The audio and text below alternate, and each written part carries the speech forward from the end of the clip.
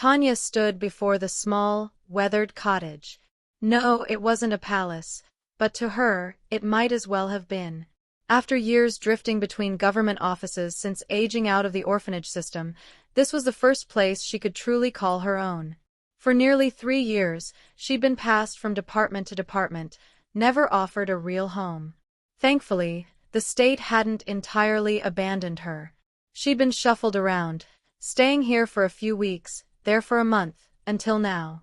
When they finally told her the only available option was a rundown house in the countryside, her first reaction had been frustration. But the caseworker, with a knowing smirk, had simply said, "If this doesn't suit you, the next option might take another year. Maybe 2.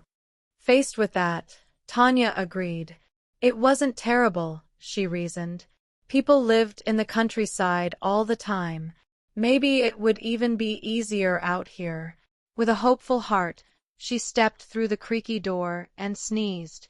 The dust clung to every surface like a second skin.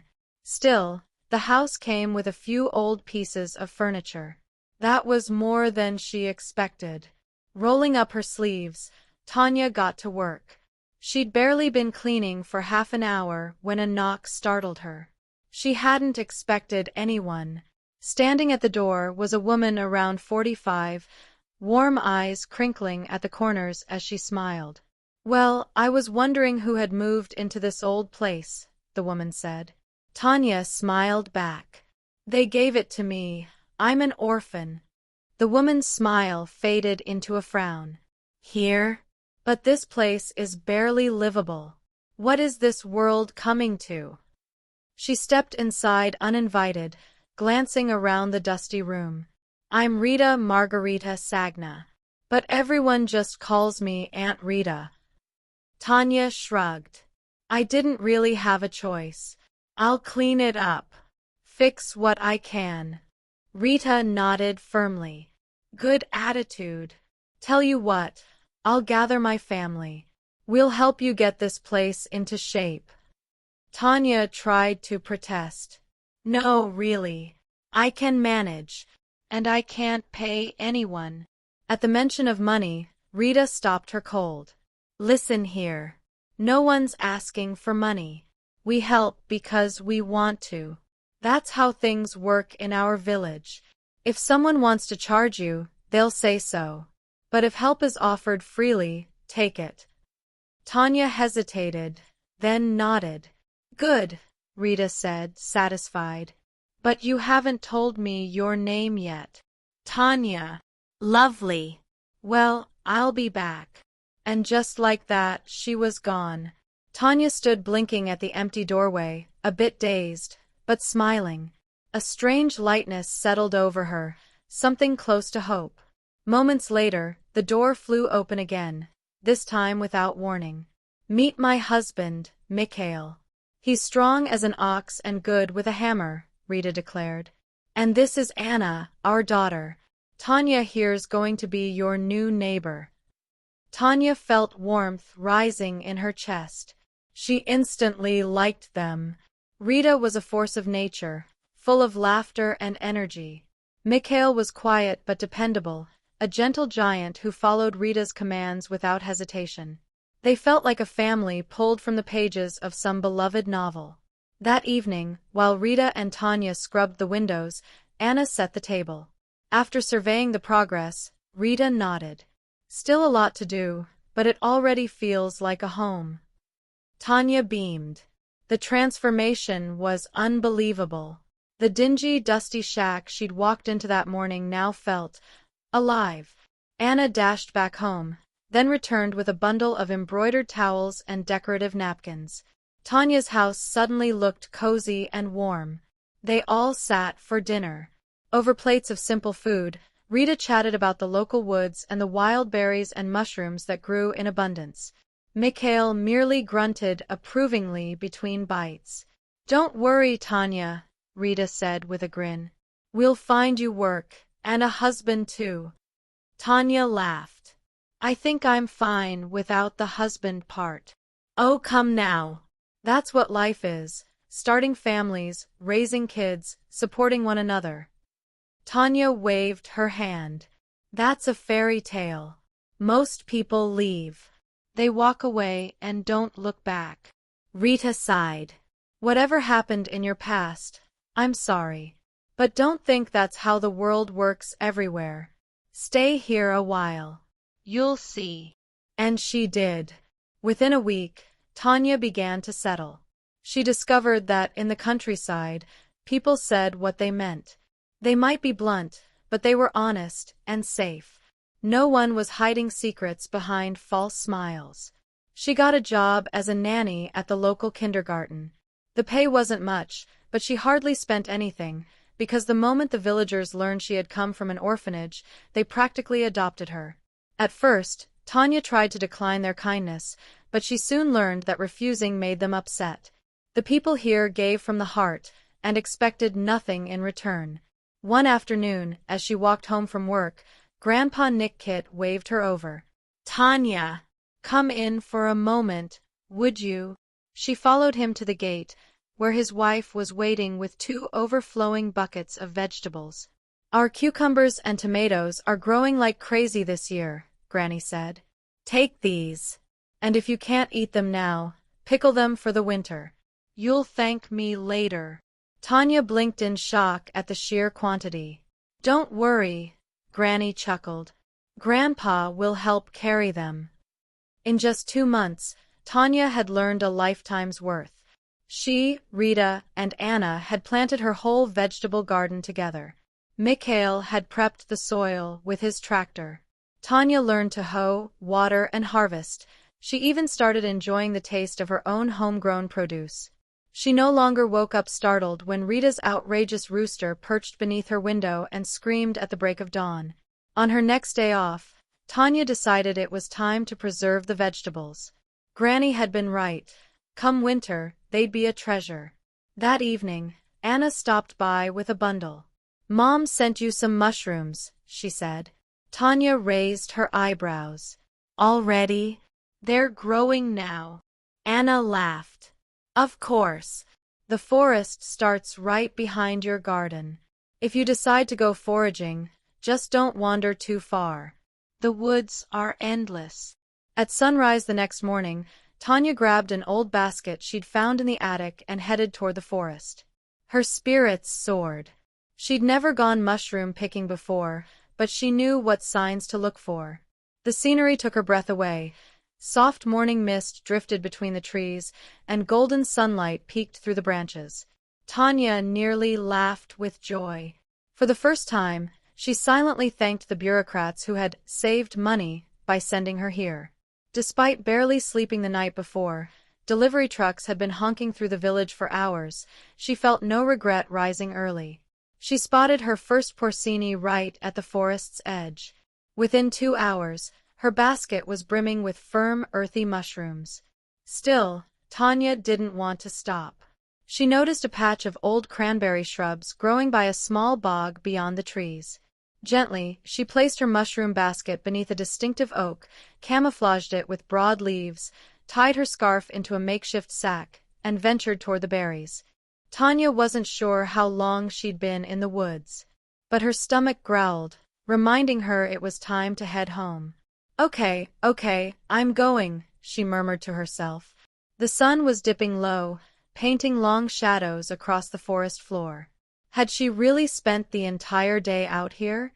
She straightened up to leave, and froze. Across the bog, partially hidden by tall grass and moss, was an old airplane, its body rusted and half sunken into the earth. It looked like it had been there for decades, probably a relic from World War II, she guessed. Still, it wasn't far from the village, so surely people knew about it. If it were dangerous, someone would have done something by now, right?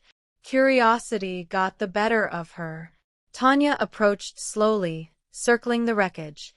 Her fingers brushed the cold, corroded metal of a wing. How has no one moved this?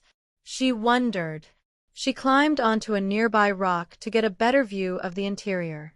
Just as she leaned forward, a loud sneeze startled her. Tanya lost her balance and slipped, landing hard on the ground. "Who's there?"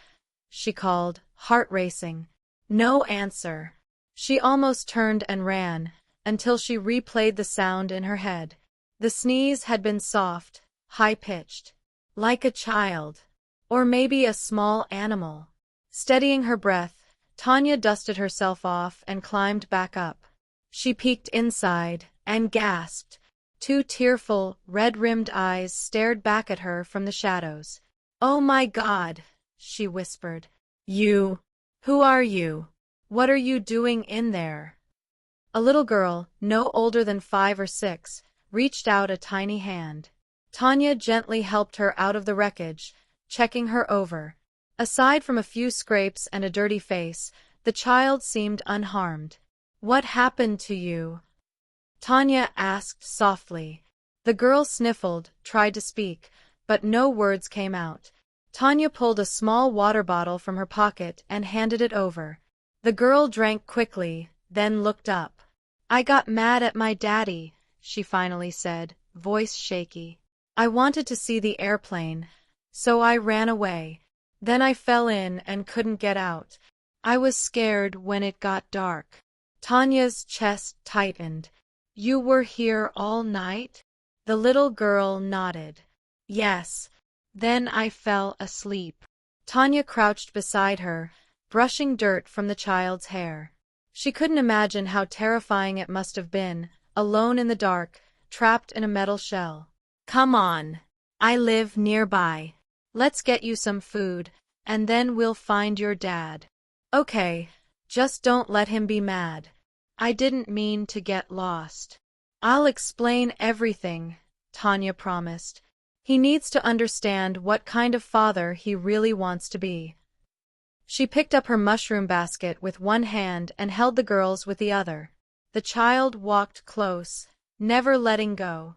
On the way, the girl talked non-stop. Her name was Kusha. Her mother wasn't in the picture. They lived in the city. Her dad worked all the time. Too much. That morning, she had begged him to take her to the lake to see the swans, and later to the forest to hear cuckoos. But he said he was busy. So she snuck out by herself, and got lost. By the time they reached Tanya's house, Kusha was clearly worn out. She barely ate 3 spoonfuls of soup before falling asleep on the couch. Tanya tucked her in, gently pulling the blanket over her. Then she did the only thing that made sense. She ran to Aunt Rita. "You found her?" Rita cried. "The whole area's been searching. Her father's losing his mind. Please, call whoever you need. I'll head back and wait." "Don't worry, I'm on it. You've done your part. Now go." Less than 30 minutes later, 2 cars skidded to a stop outside. Tanya opened the door to quiet them, but it was too late.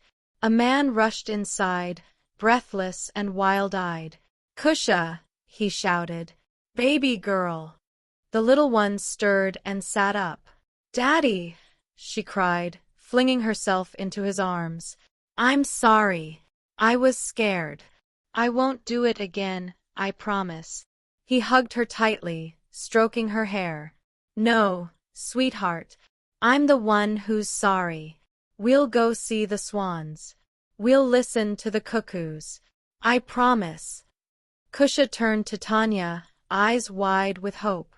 "Are you coming with us?" The man looked up, finally noticing Tanya properly. He offered a shy smile.